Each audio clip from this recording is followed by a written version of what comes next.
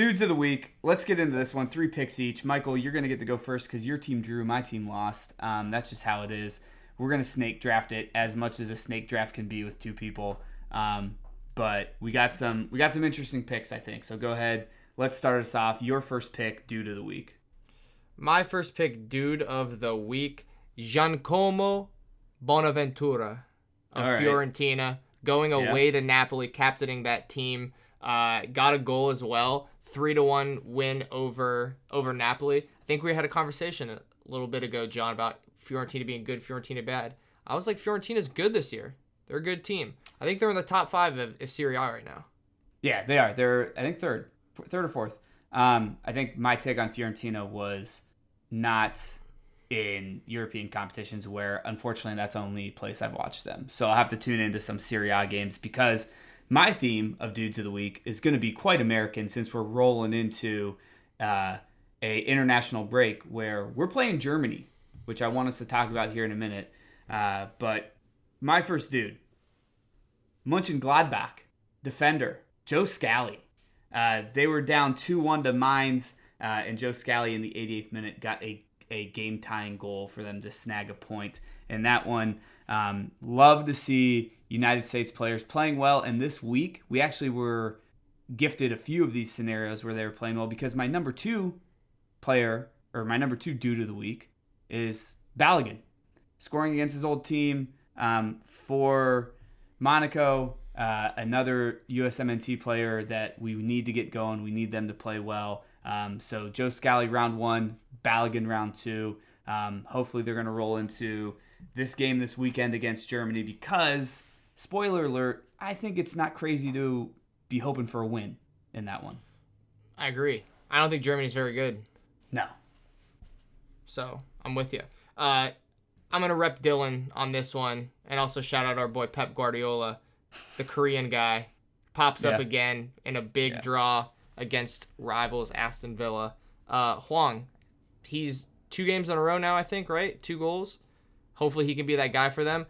I want to whisper it. I want to just whisper it just like a little bit baby. Like, I think they're okay. I think they're fine. Mm-hmm. But I don't want to say it too loud for Dylan to hear me. Yeah, Dylan will deny it anyway, even if you say that, hey, no shot, Wolves are getting relegated. Big point there, though. Yeah, for sure. And then, listen, last one, dude of the week.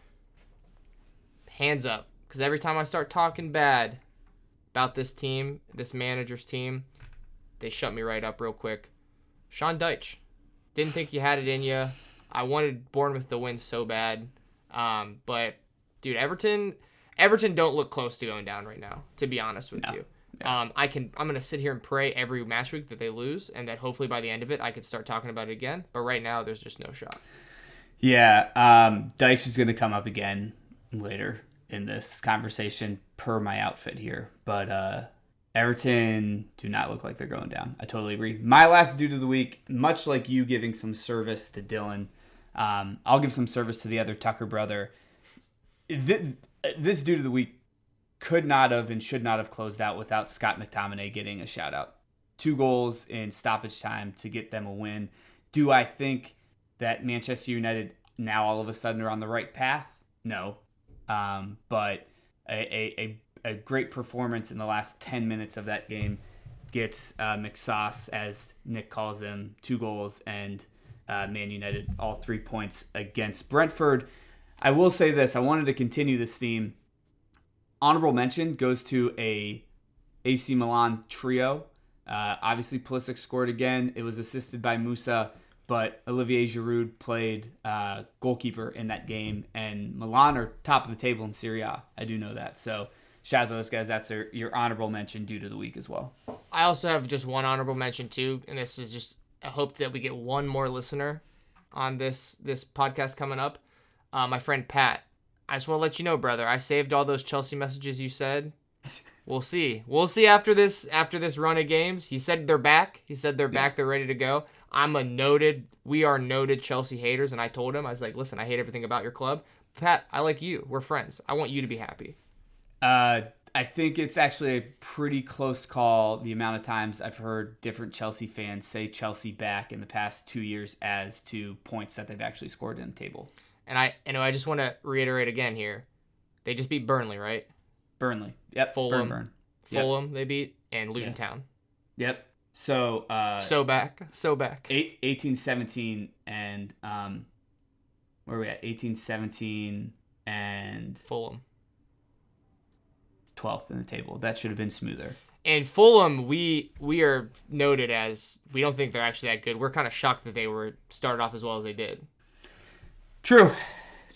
But yeah, dude to the week. And Pat, whoever you are, never met you, but tough existence being a Chelsea fan. Not just because Come on now. He's not proud. Just he's proud. That's fine. The SS were proud too. Look.